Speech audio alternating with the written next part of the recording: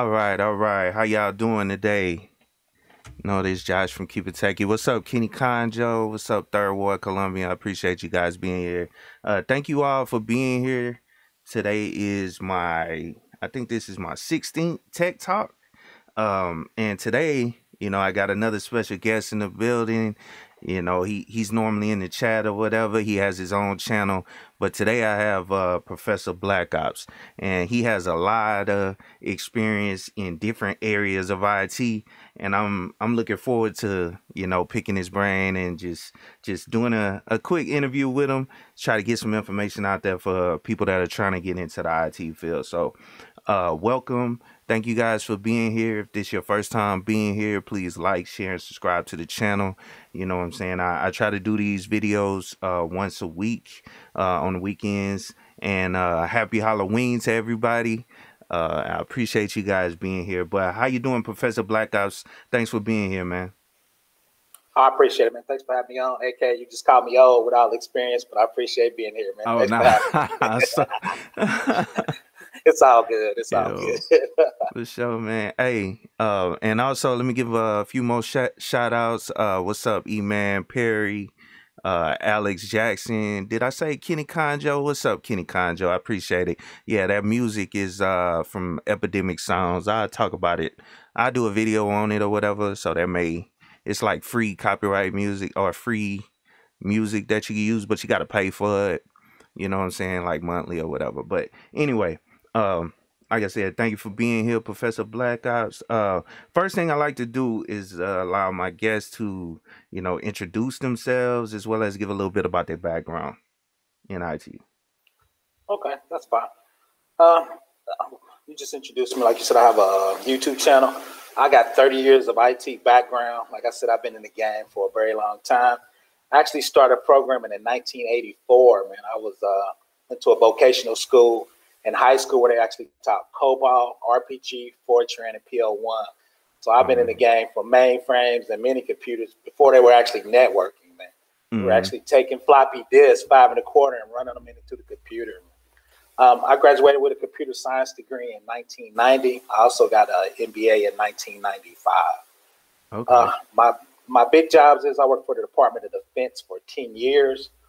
There I did all types of jobs. I was a programmer, EBA, web admin, integration. So I had various IT backgrounds.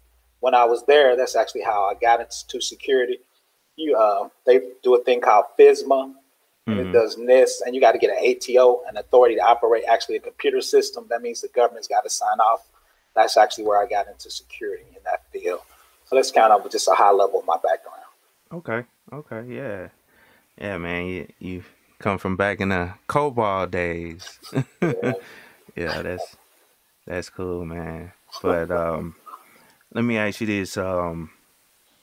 So, and I apologize. I was trying to find your channel so I can put it in the chat or whatever. But if you find it, can you put it in the chat for me so I could share it out so people I know I'm subscribed to you. I just can't find your channel right now because we live. But anyway, let me just move to the next question. Let me get your perspective on if someone is trying to actually get into the IT field nowadays. Where do you think they should start? And I know you've been in the game for a while, so it's kind of different for us because I mean, me as well. It's kind of difficult to kind of tell people what direction they should go, especially if you not experiencing what they experiencing trying to get in, currently. But what are your thoughts, though? I'm also an adjunct professor, so I actually teach for a living. That's right. I actually teach cybersecurity. So one of my jobs is to help students. So I tell students, like you said, experience, and especially in IT, is I think you actually got me changing my mind a little bit. Is get your certs and get you some experience, and that'll help you get into the game. I tell everybody too, if you first start, maybe get into networking. I mean, you're in IT. It seems like the network department is always the biggest department in the IT game to get started. So I usually tell people go to help desk and try to go to networking. Everybody always need help desk people. I hate people, so I don't like the help desk. But I tell people get in the help desk, get into networking, and networking is kind of the basis of people to get in with cybersecurity.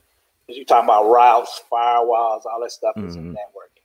So that's why I tell people to get your certs, get into networking. So I think that'll help you, give you a good foundation and get you started in the field. Because you interviewed a lot of people, talked about certs. Master IT, your last job. I mean, he had his certs things you can do from his channel. There's a couple other channels. So I'm actually swaying more towards certs now. In my older age. So I think that's the way to get people started into the field. Okay. Yeah, and that's similar to the way I started. I actually started well, I went to one of those trade schools where I got my little associate's degree in networking, but that's 100% true. In order to get into cybersecurity, you definitely have to have experience in a lot of different areas of IT so you can protect it. And we talked about that before, and I done heard other people say it. So but that is true. So the next thing, let me ask you this: how do you keep your technology skills current? Like what resources? For me, one of the things I do in my current job is I do software assessments. So I view all the software that comes into the organization I work for. So I'm always looking at new software. I looked at everything from Amazon to Azure to NoSQL databases. So that kind of forces me to stay up on my game in that area. And also too is I try to pick a subject every 6 months to try to actually drill down to it. The thing I'm really digging into now is I'm kind of like this AWS in the cloud and the zero trust networks. So I'm putting those together. And I'm gonna do a couple of YouTube videos about that, is how to lock down AWS into a zero trust network and make it actually pass a NIST and a FISMA test for a government contract. So those are some of the things I do. I'm kind of old and nerdy at the same time. So those are the things I do for fun. That's what's up. That's what's up, man. Now let me ask you this. So this is one of the questions I heavily ask every single time. Degrees or certs or both? And I know you kind of answered it a little bit. How you were saying you was. Go ahead though. No, you're right. Like I said, talking to you and a lot of people, because y'all a lot younger than me, so I'm actually leaning more towards certs. If you asked me 5 years ago, I'd tell you definitely have to have a college degree. But I think it's both, but you can obviously get in the game with certs. And like one of your guests, I think if you're trying to get promoted to management in the next level, I think you need a college degree. The only little thing I kind of flinch about is, and I'm sure you worry about that, is any job I see posted or people I know post a lot of jobs, it's multiple applicants. So a lot of times the tiebreaker is the degree. So if everybody's got Security Plus, everybody's got your CNA, how do you break that tie? If you're close on experience and you got the same certs, what's your tiebreaker? And I've seen most of the time in the jobs I'm working with or the area I'm working, they let the degree to be the tiebreaker, right? Of course, you got to interview well. My favorite person, cyber center person, she's got me working on my soft skills. I'm usually not a soft skills guy. She's really working on soft skills. But if all that's equal, how are you going to break that tie? 9 times out of 10, I think it's a degree. So, but like I said, I think you and the younger guys got me leaning more and liking certs more. So both really. Both. And the reason I kind of push it is because I mean it's anybody could take a test, but I mean the tests are so difficult in my opinion that I mean you have to know what you have to understand the information in order to pass the test, especially when you start getting into those high level certs, especially Cisco stuff. I agree with that too. Is even government contracts now is they want you to have one cert to make sure you're current on your skills. Like my degree is from the 80s, from the 90s. Yeah, I mean, it's 2020, man. Ain't nobody doing COBOL, Fortran, PL1. I got my first network. I was doing netware, man. I was Novell certified. That's how I am. Novell don't even exist anymore, man. So I think you need both, because the cert's going to show I'm current, and as you well know, you got to be willing to learn in this industry. Like I tell my students is, most people don't even know what Power Builder is or some older software. Those guys disappeared if you don't stay current. So you have to stay current on your skills. So that's why I'm leaning more towards both now. Okay. And since you're a professor, And this will be my next question where I always try to incorporate something dealing with Linux. So is this something that's being taught in like different curriculums now, or Yeah, um, we do Linux because most Cisco, if you look at their inner workings, a lot of stuff is Linux based. mm-hmm, So depending on what curriculum you're in, and I'm at DBA, and most stuff I already started on because I did Oracle for 20 years. That mm-hmm, runs much better on Linux. I'm actually a Linux bigot. I actually hate Windows. I think Linux is more secure. I think yeah, the threading's better. I mean, that's how. I mean, I'm at that level where you talk about threads. I think the threading better. The security is much better because Windows servers just Windows desktop. They just added a couple features to it. So Linux security is much better. So yeah, I've been doing Linux for 30 years. So mm-hmm, yeah, I love Linux. So, yeah, and that's so 100%. Oh, go ahead. yeah, so I push my students to definitely get on Linux because bigger companies use Linux. So Mm-hmm. Yeah, and it's um a back end standard, so to speak, in certain in a lot of different industries and businesses. Um, a lot of things run, using Linux, so that's the only reason I try to kind of push it or whatever. And then you're 100% right about Windows, man. It's just those applications are thrown on top of the desktop because um, that's why they're able to break it out and like sell it as a service now, like in the cloud. right, So right. yeah. The cool thing though is the new CEO of Microsoft. The reason he got that job is, and Bill Gates and Ballmer hated it. He pushed Linux hard for Azure. They didn't want to put Linux in Azure, their cloud version. Wow. Microsoft runs a ton of Linux now. People Hmm. don't realize that Azure runs a ton of Linux. But yeah, like I said, but when I got into Microsoft as a server, it couldn't handle the volume of work we used to do at DoD. We used to run a couple billion transactions a night for a batch job. You can run that in Windows in the 80s. You had to run that on Linux. Actually, we were running AIX Unix before it Okay. became Linux and got forked. So I ran on original Unix boxes before it Hmm. became Linux and got cheaper. So no, I love that. I love that OS. So, Cool, cool, cool. Yeah. So if you guys didn't know, go on, get out there and start learning Linux. You can watch my channel. I got plenty of channels out there that actually talk about Linux because that'll help you, getting in this field as well. Now, programming languages. Um, what programming languages do you know? And also so. your recommendations on programming languages that you think people should learn in today's day. Okay, I did Oracle and PL SQL backend stuff forever. That's why I did it on Linux. Oracle actually killed Oracle Forms, so they said they forced you to learn Java for your front end. So I've been doing Java off and on for 5 years. That's kind of my main language. Okay. I do a little corn shell from the Linux guys when you do batch and automation. I'm that Mm-hmm. old. I do a lot of corn shell.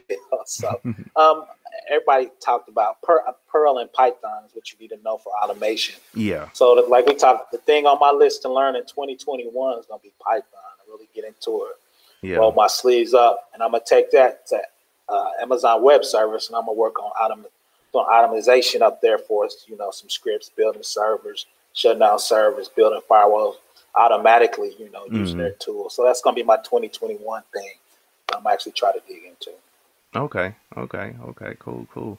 So, I mean, that kind of leads into another question, like the whole IT automation. How do you think that'll affect jobs in the future? In the near future when it comes Yeah. to automation. Yeah, this is the only time I'm gonna disagree with you. I think it's gonna take a lot of jobs out.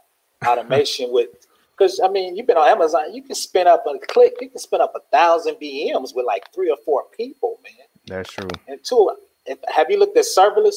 I don't even need an Mm-hmm. admin. I put my code out there. Serverless spins up my server underneath. Yeah. So, I mean, granted, it's gonna create some new jobs, but I think it's gonna take out a lot of jobs. You're gonna be forced to get your cloud skills up. Because Mm-hmm. most people, even the DoD and stuff, all those guys are moving to the cloud now.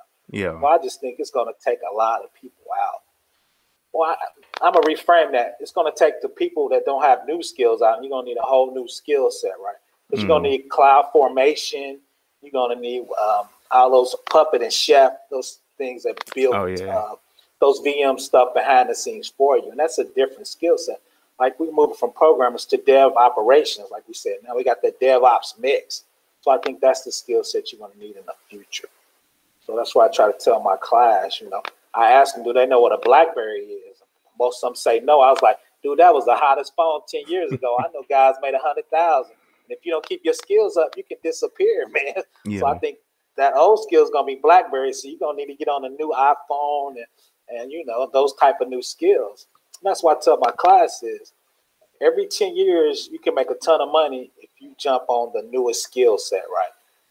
If that's going to be cloud, right? So the COBOL guys are gone. The Oracle guys are disappearing, right? So what's the new skill set? You know,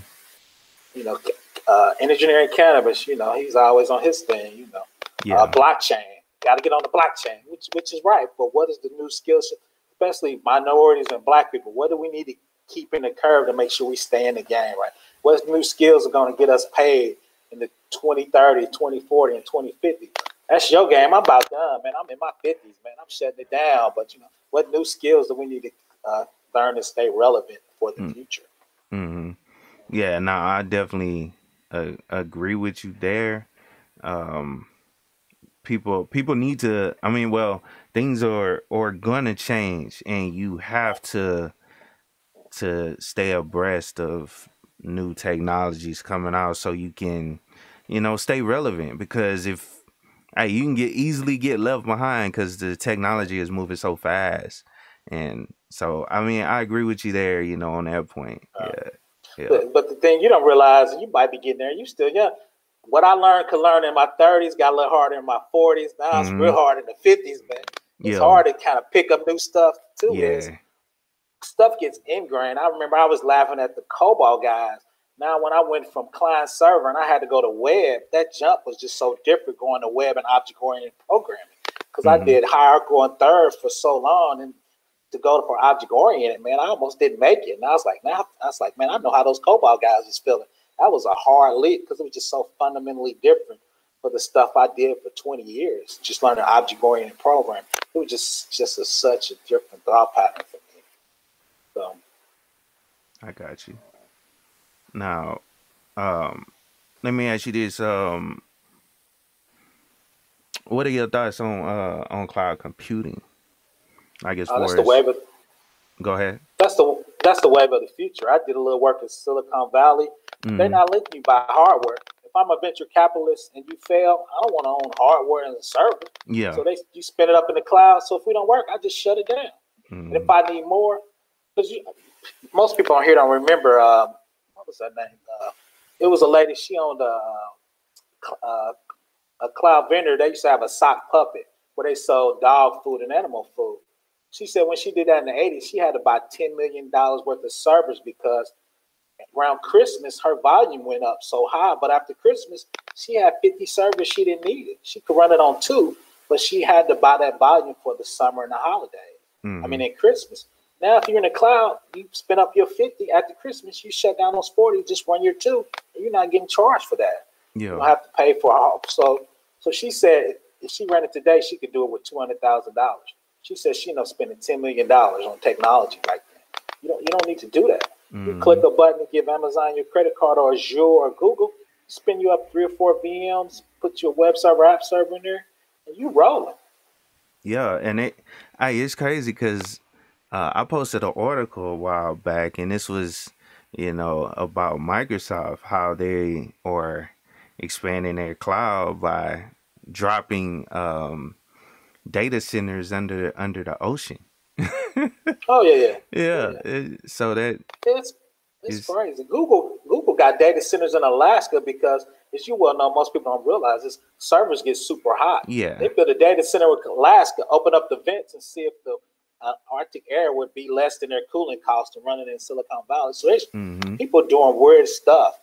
Because when you look at a data center, it's the size of a football field now with racks and racks of PCs, man. Yeah. And servers. People don't realize that. That gets extremely hot. A lot of heat. Yeah. Yeah.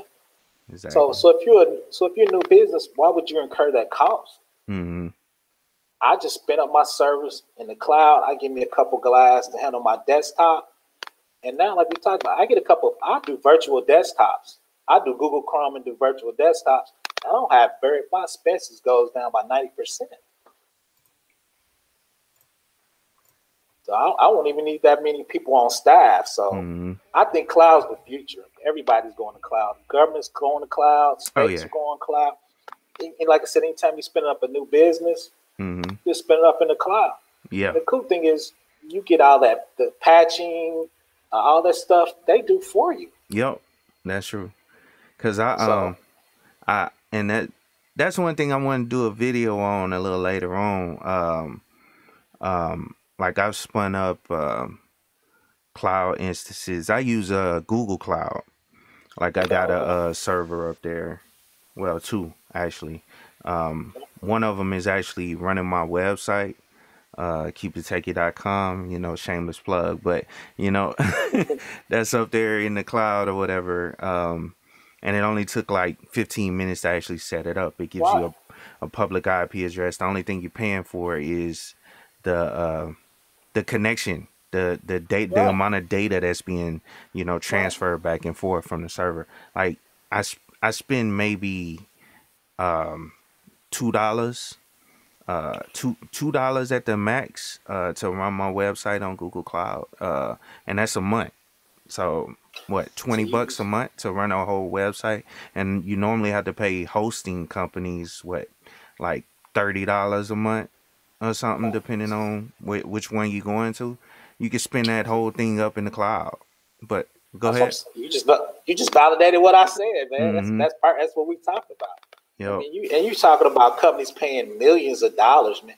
They can cut that down to like $200,000-300,000. And two is, which is the bad part, is I don't need that many full-time equivalent employees. I don't have to pay benefits, 401k, stock options, because Amazon, Azure, and Google's got thousands of people to do that for me. So when I click that button, it's going to spin up. They handle that for me. Patch Tuesday, I don't have to worry about that for Windows. They're going to do that for me. Yeah. Right. The only thing I got to make sure my app doesn't break. Right. So I need to have them hit it in development, test those apps. They do all that for me. So the only thing I got to worry about is my intellectual property or my code. Most times, that's how people make their money. Most companies don't care about Linux, Windows. They care about the code and intellectual property that runs that code. That's how they make their money, right? Or run their company, if that's accounting, right? They really don't care about the boxes. They care about the information. So if Google, Azure, and Amazon handles that for me, right? So that's why I think cloud's the future. To be honest, I think it's the past. I think we late. We got to hurry up. It's here. Jump on that train. Yeah, we're a little late. We're a little late. Yeah, exactly. Now, we kind of ran through all the questions pretty quick, but I had one kind of, in my back pocket that I was gonna pull out for since it's Halloween or whatever. And I actually got this idea. I follow. You ever heard of Network Chuck? I have not. Oh, okay. Well, anyway, he does videos basically trying to help people get certified and all that stuff. And well, anyway, he did a video not that long ago where he was talking about like your scary IT stories. Now, I just wanted to ask, do you have any type? I got a lot. That you want to, share? Yeah. I got a few. It's probably my 5th year. I was I was a DBA, and we were taking tape backups. So we were taking tape backups. The server crashed, and we went to install the tape backups. The head was cracked, and we didn't know. So when we went to install the backups, they wasn't installing right. Okay. So we were freaking out. So we were struggling getting the data back. So what we ended up doing is we laid down 20 backups and kind of pieced them together to get them to work. So we were up for 48 hours straight to get those backups to work. So the things I tell people is, which you don't do much anymore, if you have backup tapes, make sure you lay them down once a quarter to make sure you can actually do that. So that was one of my scary ones. So yeah. Yeah, I remember those tapes back in the day, man. Yeah, it was something Well, I know the military is using a while back. When I was, and this was what 2005 or so, 2006. Yeah, somewhere in there. But go ahead. I'm sorry. no, you good. So, but I'm gonna add to that. I'm gonna jump onto that. Is I think we need to figure out not go text, but go to USB drives because most people run a hot and a cold site. But Mm-hmm. most people don't realize when you run a hot and cold site is if you get a ransomware on your hot site and you big copying it down to your disaster site or your cold site, where's that ransomware gonna be? It's gonna be on your cold site because you copied it down there. So now you're Yeah. gonna have ransomware. So this one company that happened to, they had to go out of business because they couldn't buy the key because their backup site, their cold site, had the ransomware down there. So I tell people now, you gotta take a cold backup and put it somewhere. Be Mm-hmm. that USB drive, tape, DAT tape, or something. I know people don't think that's cool anymore, but because if you big copying it down there to keep them in sync, your ransomware is gonna be down there, and both of your sites are gonna be destroyed. Okay. Yeah, and See, a that's. lot of people most people don't think about that. So Mm-hmm. I was working on that site, and that was kind of happening to us, and we just got lucky that one of our disks was actually offline, or the ransomware would have got both of our sites. So the other site where we had a backup for some reason was we disconnected to upgrade the rack. If that happened to us, both of our sites would have had ransomware on it. So now we make sure we take a USB backup drive and put it somewhere because now you can get a 2 or 3 terabytes on a USB drive now. Yeah. Yeah. So I mean, you can, unless you Amazon or somebody huge, you can actually put a server, especially if you compress it. So I was telling people Mm-hmm. that's not cool, but you need to do it and put it in a bank file somewhere, like it's 1988. So we're gonna need Mm-hmm. to go back a little bit on that. So Yeah. Yeah, and that's 100% true. I have like certain keys and stuff like that, like cryptocurrency keys and stuff stored in a safe deposit box. So yeah, so I tell people that's probably my one of my scariest ones. I've been mm, in, I've been where we had viruses when I was at other shops. When you got these instant response calls because you thought ransomware was eating up your drive, and you get a call at 1 in the morning. But we mm. had good backups. We were up to 2 or 3 in the morning doing it. But so, but now that's probably my scariest story right Yeah. there. Yeah, and I really, I thought that was a cool video that he did. He invited people up, you know what I'm saying? And I figured I That would is cool. ask that question as well, man, because I don't know. I mean, I know everybody, especially, getting into it, this'll help you because everybody runs into issues, at some point in their career, something that they have to fix or something they have to figure out, like what's happening, and it could be scary at certain points, you know what I'm saying? Oh, that's Like cool. thinking you might lose your job, because I've Oh my had god. issues. I've been there before. The cool thing though is y'all lucky, man. Y'all got Google. Yeah. I was old enough for it when no Google, man. We were pulling manuals out the cabinet. You had like 20 manuals. We laying on our stomachs reading through these manuals they got dust on them, man, trying to figure out what's going on. Nowadays, 9 times out of 10, I figure out you would Google it and somebody ran it. Or you can get on YouTube. There's so Hmm. many, stuff on YouTube where I'm like, so I guess I'm from the old days where I was actually had to look at manuals, man. Yeah. Trying to And figure out books. now, yeah, real books, man. Now you got it at your fingertips. I sound old. Y'all young guys y'all not scared. Y'all ain't never been scared. Y'all Hmm. got Google. Y'all got Google. But the cool thing though too is I tell everybody though, when you work for big companies or government, a lot out of 10 times, 9 times out of 10, you got a support.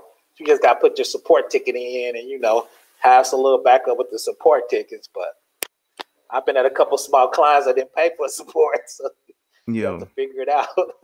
But so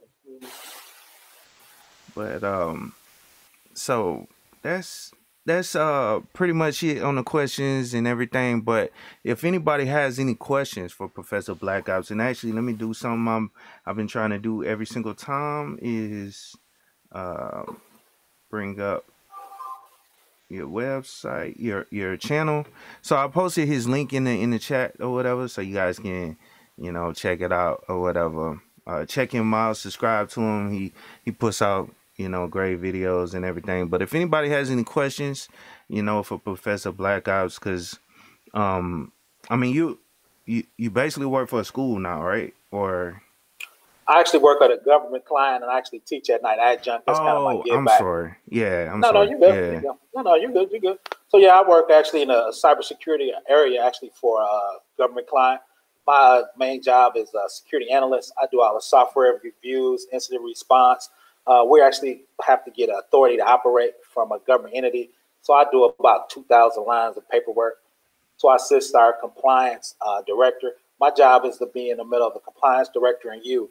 Like some come out, so we work together. I'm like, okay, KeepItTechie, these are the checks I need on this SQL server. Yeah. Can we do table space encryption? You're like, no, we can't afford it. Okay, we got to come up with a compensated control, right? Are we in a DMZ, right? What kind are we? Can we do disk encryption on here, right? So my job is to make sure if you can't do what the compliance manager work, me as a security architect, we got to come up with a solution that can pass that government check, so we can continue to do that government work, be it HIPAA, OSHA, IRS, FERPA, CISSP, which is for the FBI. I've done compliance security checks in all those realms. So that's kind of my job, to be that person in the middle.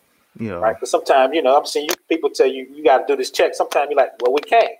So what can we do compensating control wise to get that government authority to operate? So now let me ask you this. Have you had to deal with any type of security incidents, like all the time. hacks or? Yes. Okay. Yeah. Okay. Well, I walked through a couple of those. So the basic one we have, which is a security incident, is a lot of people, which I understand, is go to lunch with their laptop and leave it in the back seat, and they come out and their laptop is stolen.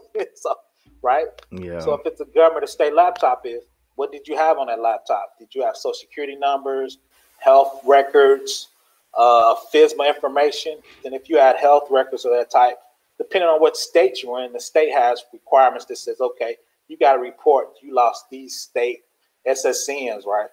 And if you're working for the IRS or OSHA, you got to report to them your incident. We lost this many records, right, from a laptop. If you don't do that, you can get fined up to $1,000 a record. Yeah, right? yeah, I've heard that. Right. I've seen that. Yeah. Right. Then also I've been on things where we have ransomware hit a server, right? So okay, we got to secure the server. Was it ransomware or did they steal the database? Let's look in the log files. Did we see any big files leave? Right. Okay. No big files leave. Okay.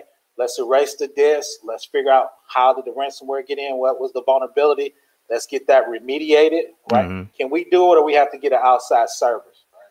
So my job is to coordinate all that. Okay. Right. Then once we figured out, KeepItTechie dropped the new database down there, the new OS. We got the new patching on there. Good. We good. We good to operate on it. Right. We write it all up, give it to the state general attorney, gives it to the government agency. Right. And then we have the authority to operate to keep going. So those are the different levels of incident response. Okay. So now, is that considered a blue team function or red team, or is that totally separate? That's actually in basically the middle. Keeping people in compliant, right? It's compliance. Yeah, it's compliance. It's in the middle. So okay. Blue team's job, like you said, is to stig it, put the SIGIS text to make sure it's locked. Red team job will be to hack it, right? You got all these checks, so they make sure those checks good, right? Compliance jobs is okay. Blue team said it was good. Red team said it was good. China stole all our information, right? So your security group will say, okay, part of your security group is compliance. Who do you report to? What got stolen? Two, you gotta let the management know, because depending on how big it is, they actually got to go on TV. Yeah. Right. If it's big enough, Equifax got actually called in front of Congress. So if it's super big, you can actually be in front of Congress. Yeah. Right. Because they lost half of the United States information. So depending on how big the incident response is. So I've done it for big clients, small clients. I freelance on the side, and I help small companies get ready for that event if that happens. Okay. Right. Because you don't want to be considered negligent. So you need to have your policies, procedures, controls for all that paperwork. Because if it happens, your state general attorney is going to ask you for that paperwork. You don't have that paperwork, they would consider you negligent. Yeah. You're not doing what you're supposed to do to secure that information for their state taxpayer. Yeah. That's one thing I want to bring to community, help smaller companies, smaller minority companies, because you well know you work for a big company. That's a lot of paperwork for a small company. Yeah. So if you're trying to bid on big work or government work, right, I want to help them have their paperwork, get that whole process in order, right? So my channel too, I'm going into how to run a cybersecurity program, right? That's a cybersecurity program, putting all those facets together. Blue team, red team, Linux database, right? Having your paperwork, your policies and procedures, your authority to operate, your CAP, all of that to have a security program. That's kind of what I'm gonna run my channel at a little higher level than normal people do, I guess. Yeah. And I seen a question in the chat, and it seems like you kind of answered it before. I seen it come through, but he was basically saying what has been one of your major projects, especially ones related to security breaches. That's basically what I just asked. But if you have any more you want to add to it, you can. Oh, I mean, like I said, I got a ton of like I said, ransomware, laptop. One of my smaller clients, somebody actually stole their whole database out of their database center. They were on Amazon, but they didn't have their VPC with their security group set up. So after that, we had to figure out, okay, who do we notify? It was actually in California because they got GDPR in California, which is different. Yeah, so we had to notify their state general attorney. Notify was actually a HIPAA client. I don't think they actually in business more. It was a HIPAA client. So we had to notify health and hospital, get all that paperwork. Then we had to do a forensic analysis. So we paid another vendor to do the forensic analysis to figure out what happened. So once they figured it out, then we figured out what the vulnerability was. It was actually a Windows patch. It wasn't patched up to the correct level. That's one reason they bought me in. So we made sure they were patching, made sure their SQL Server, get their AWS stuff configured right. Everybody's talking about zero trust network. We were doing that in like 2020, 2010. How you get a zero trust network, right? I mean, no firewall rules are open. You got to do paperwork, make sure to get those ports and protocols open correctly. So that's probably the biggest one I had. So now that we kind of getting into the meat of it, do you, like, in the current job that you do right now, do you, as an analyst, do you need to have experience working with Kali Linux, or do you use like Commando? I think it's Commando OS that has a lot of tools. Do you have to deal with any of that? Yes and no. And like you said, you need to understand the breadth, because I'm actually a security architect. So I work with all the teams. I work with the DBAs. I work with the network team. I work with the Linux team. I work with the Windows team, because I help compliance, because we got to have, and I sent you those checks for Amazon Linux. There was 300 checks there. Right? Yeah, I remember. So my job is to work with you to make sure we can do all those checks. And what we can't do, we got to figure out what is the mitigating control. If we can't do that, what can we put in place to help that? Like we talked about, if you can't encrypt the SQL Server database with a TDE encryption, which is tables transparent data encryption, if we can't do that, can we do Java encryption so it actually encrypted while it's right in that table? Right, that would be a compensated control if you could do one with other. So I have to understand that whole ecosystem, because as a security architect, I got to work with each one of those areas. I don't need to be an expert, but I need to understand it in depth, because I got to come up with a compensated control, right? So I got to understand all of that. Okay, yeah, and the only reason I asked that because I seen somebody asking what Neil Tropolis or whatever, he was asking about SSH and SCP or sync. And I know you're not. Are you? I mean, you're not. Well, yeah, you use Linux a lot, right? Do you? Which one do you? I use Linux a lot. What do you write? Well, since we government, you got to do stuff that's really on a government list, and they want you to have paid support. Yeah. Because if a security patch comes out, we can't wait for the community to fix it. So usually we run an Oracle, Linux. They just got Ubuntu, because you can pay for support. So that's the big thing. So you got and paid Red for Hat support as well. Yeah, Red Hat's usually the number one. They got paid support. And two is the list I send you with Amazon Linux. I think last time I looked, there was 325 Red Hat Linux checks. So I was actually just working with a guy doing the Linux checks on my current job. So yeah. So the big thing is, like, you have paid support.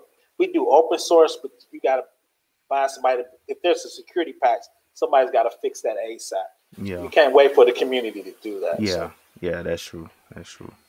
So that's pretty much all the questions I have for you, man. Let me go down and give you another shout out and everything. You guys go check out Professor Black Ops' channel. He's gonna be putting out great content. He currently has good content, and he'll be continue putting out great content, you know, on cybersecurity and everything. Uh, um, Dealing with what he shows on his channel. But I appreciate you guys for being here today. And I appreciate you, Professor Blackops, for coming through and taking your time out today to come and kick it with me, do the tech talk or whatever. But yeah, this was a great interview. I enjoyed it. You know what I'm saying? You answered a lot of questions, you know, for me as well as, you know, to help the audience as well. So um, hopefully somebody gets some out of it. And do you have any last words though, Professor Blackops? No, I appreciate for having me. I'm sure we're gonna work together on some bigger and better things. And my job here is just to help you young guys go in the right direction, man. Have anybody reach out, please subscribe to my channel and reach out. Any security questions you have, just drop them in his comment for this channel, or you can come to my channel, drop comments, and my job is help the community, you know, get security at a higher level. Really appreciate it, man. Yeah. And guys, if this is your first time being here, please like, share, and subscribe to the channel. Try to share it out, you know, for anybody that you know that may be interested in getting into IT. Like I said, I'm gonna continue doing these videos once a week. Try to keep it in on the weekends, every Saturday or whatever. Try to put some, you know, put something together where I have a couple different people come through, you know, that work in different areas of IT. So you guys can get a perspective of how it actually is working in the field. You know what I'm saying? Before you get into the field, because I think that will help you guys, you know, get into the, well, you know, work in the field, or get us perspective of how it is working in the field. But like I said, again, appreciate it, Professor Blackops, and appreciate all you guys for being here. Happy Halloween, and you guys have a good day. All right.